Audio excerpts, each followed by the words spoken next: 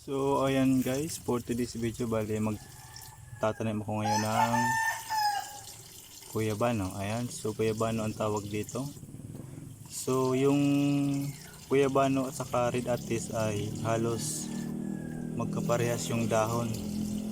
Pero ang pagkakaiba lang ng dalawa ay yung guyabano ay makintab yung dahon.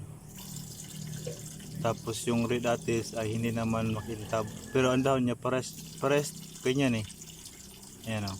So naano ako dun sa ano na ano ako na tawag dito nalito. Pero yung ibang guyabano ay chinek ko kung parehas. So parehas yung itsura. Kaya ayun, ito yung guyabano. So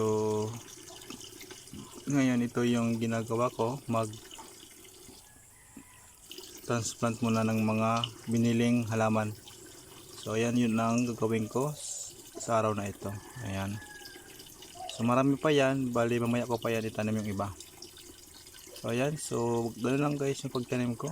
So kailangan magkukuha lang ng lupa, tapos ipasok yan. So yun na, ganoon lang guys. So yun, bali lagyan natin ng kusot. Ayan, so parating may kusot dyan para sabi sa akin to ano yung moisture ma-maintain. Ayan, so yun lang guys, thank you sa inyong panood.